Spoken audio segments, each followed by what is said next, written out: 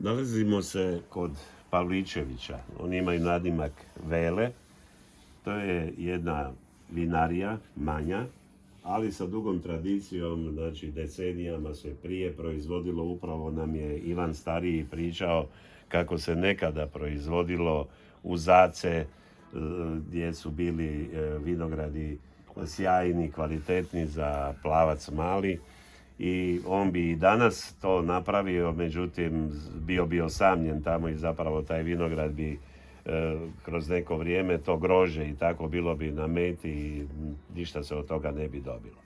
Ono zašto smo danas ovdje došli, jučer smo bili u restoranu Marcellino koji ima Porto Rosso, jel se zove restoran?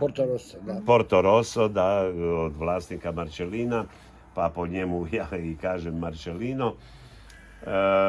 Probali smo dubrovačku malvasiju, koja je ovdje zapravo bila autohtona sorta još tamo do 15. stoljeća. I onda se vremenom to gubilo, da bi je sada obnovili Pavličevići i vinar Hropić. I to je izvanredna stvar i mislim da bi trebao i Šarić o tome razmišljati i ovi drugi vinari, da i oni nešto što je bilo autohtono, a i oni su uvijek bili okrenuti prema Dubrovniku. Znamo da je dubrovačka malvacija dole ispod u Konavlima, ima je kod Karamana, ima je kod Crvika, Miljasa, cijelog Bratoša i tako. To je jedna sjajna sorta. Ovo vino ima 14,2% alkohola, međutim vi taj alkohol ne osjetite. Apsolutno, ono je tako dobro uklopljen je taj alkohol i sve drugi parametri, imate ga puna usta, dakle ono stvarno što se kaže, možete se najesti te malvasije.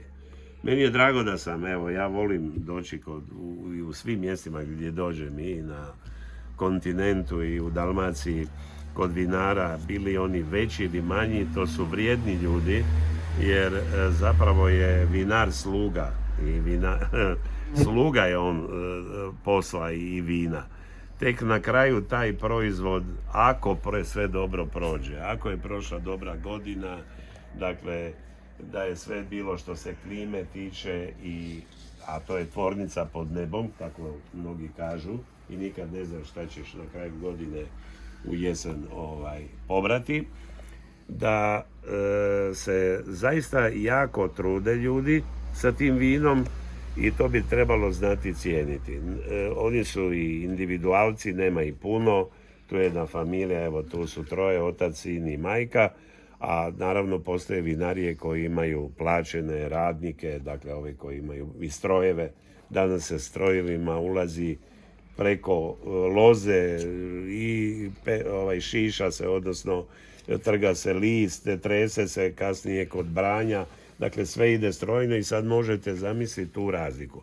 A ovdje sam čuo jednu zanimljivost i to je jako dobro od Ivana Mlađeg, da su sinoć oni brali, znači u sutom dana kad je već sunce zašlo i ostalo je to grožđe vani na polju i ohladilo se dobro, da bi ga u 7 sati ujutro on donio ovdje u svoju vinariju i preradio.